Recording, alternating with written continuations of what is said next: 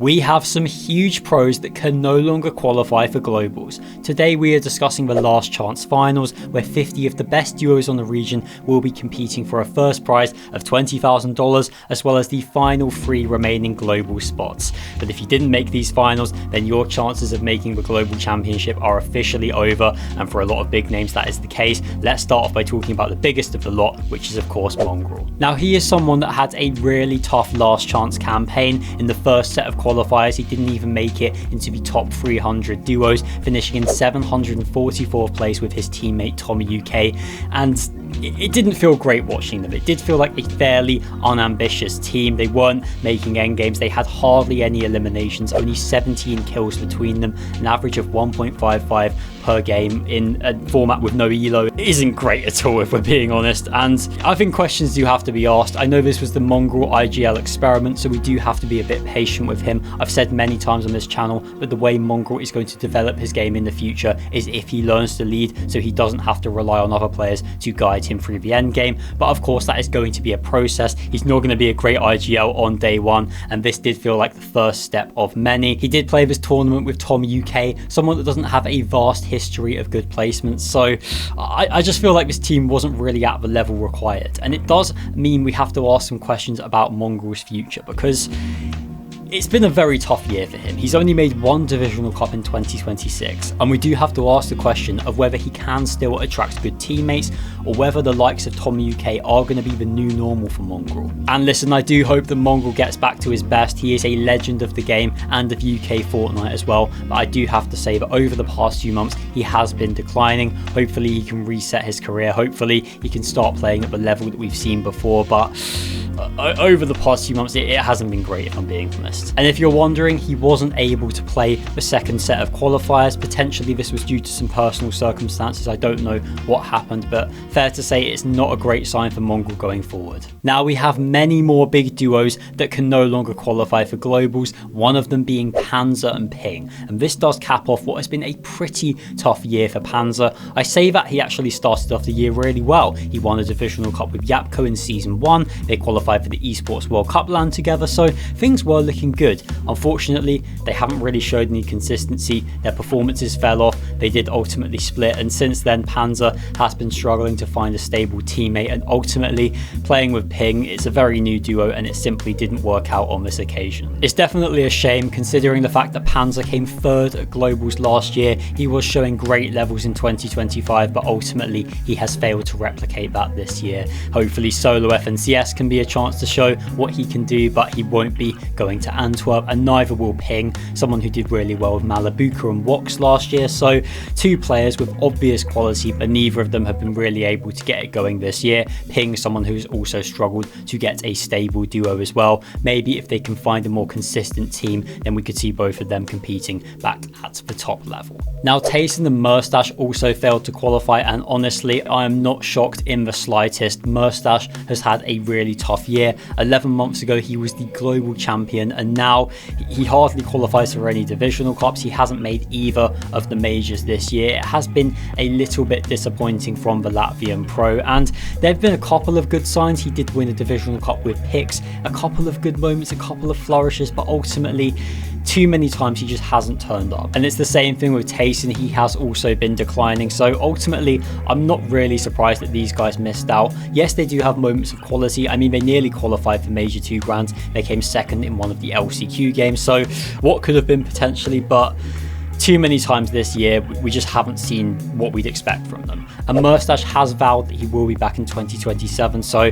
potentially he will start grinding, he will start putting the work in, and we will see him back on the top where he belongs, but it's definitely been a year to forget for these two. Now one duo that have been hitting form as of late but can sadly no longer qualify for globals is Pinq and Hris, and these guys were actually pretty good during Major 2. They were only 3 placements off globals, 46 points off the qualification spot, so not a million miles away. Unfortunately these last chance qualifiers just went disastrously for them. They finished in 273rd place out of 300 teams, so absolutely nowhere near the standard required to qualify. But it's a shame because they started the year slow, neither of them qualified for Major 1. It did seem like their trajectory was going up, but ultimately, when they needed to perform, they couldn't quite get the job done, and we won't be seeing them in Antwerp. Now, most of the French duos were able to qualify for finals, but we did have some miss out. After Major 2, we saw the French duo Roulette in full force. We had a ton of team changes.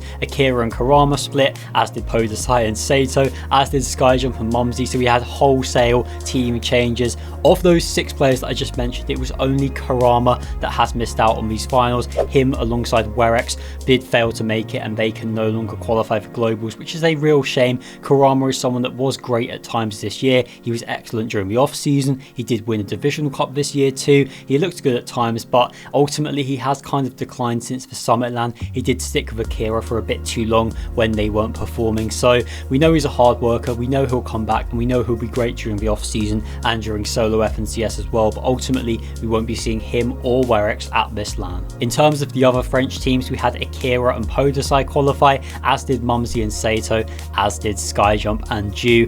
Darkos and Minori were not so lucky though. They did qualify for the Summit LAN. They made Major 2 finals, but the last chance finals a step too far, and we will not be seeing them at their second consecutive LAN in Antwerp. So here's a list of all the notable duos that did not make the last chance finals and can therefore no longer qualify for globals. As you can see, we had players that made globals last year, the likes of Uppal, the likes of Wox, the likes of Chicho, but all can no longer qualify. So definitely some huge names missing out. I mean, just looking up and down this list, you can see there are a lot of duos that have completely had their seasons ended, which is of course a shame, but that is the nature of Fortnite. We can also see that 3 of the 18 duos that already booked their global spots did not make these last chance finals. Whilst globals is the main narrative, whilst that's what I'm mainly interested in, we do have to remember that the last chance finals is still just a tournament. I mean, this was what was meant to be Major 3, so all the big duos are in it, and all the big duos will want to win. But Syaz and Scary, Phantom Halekis, and Tiddy and Yula all did not qualify. And here is the current map for the last chance finals. As you can see, it is super stacked, all the big names in this lobby, and I'll do my predictions in just 1 second. Shout out to Ghost, by the way, for qualifying alongside his friend Lemon. They queued up for round 1, not realizing that they have to stick together for the other rounds, so they did kind of get stuck playing together, but it seemingly worked out, and it would be pretty crazy if Ghost accidentally qualifies to LAN with a player that he never had any intention of playing with. So fair play to him, I guess. As you can see, Savage is also pretty heavily contested, which is a shame. It does feel like his route to globals is kind of blocked by that, but hopefully things change on the map and we can still see him make it, because he is one of the biggest names in Europe. It would be nice to see him in Antwerp. Now, I'll be doing my full predictions live on stream, twitch.tv/spudzon later this week if you want to see them. But for now, I'm going to give you my initial predictions, the 3 duos that I think will make globals, and the 3 teams that I think will finish inside the top 3. Now listen, the first thing to note here is that there are 16 duos in this lobby that are already qualified for globals. We've got 15 out of the 18 European teams, plus Howley and Lucia, who won Middle East Grands. So already, you don't actually have to finish that high up to make globals in this lobby. I mean, I reckon it will probably be like top 10 or top 12, purely because all the big globals teams are uncontested and will be the ones that are finishing at the high end of the leaderboard. So we can see some pretty surprising teams sneaking into these spots. Let's discuss the teams that I believe will finish in the final 3 global spots. Now, it was very hard to choose this, and my predictions will probably change between now and Friday, but here's what I've got. Izzy and Nosif are my locks to qualify. These guys probably won't change. They're uncontested at their South split. They literally finished 1 place off qualification in Major 1. They had a crazy day 2 comeback. Had they not been contested a bunch on day 1, they would have qualified for global. So these guys should have no issues. They are by far the favourites in this lobby to make the global championship. They've been at a high level all year. They went to the Summit LAN. They qualified for the Esports World Cup LAN as well. They made the Major 2 finals. So it's been really impressive from the French duo, and I do think they're going to continue their form in this lobby. Now, for the other teams, it does get a bit tougher. Right now, I've got Hutty and Fishix on my list. I do believe that the Czech duo from uncontested Wonky Land should have enough about them to qualify. Yes, there are questions over whether a team might contest them. Yes, it's not the greatest spot on the map, but ultimately, if you only have to finish inside the top 10, top 12, maybe even lower than that to qualify, then I think Hutty and Fishix are very much capable of a placement in that range. And yes, we've not seen crazy historic performances from them, but they were contested in the Major 2 finals. They pretty much always contested in every divisional cup they play, and I do believe that if they get the chance to play Uncon, they are going to take advantage of it. And frankly, taking a look at the rest of the map, most of the other duos are contested, so these guys should have a bit of an edge.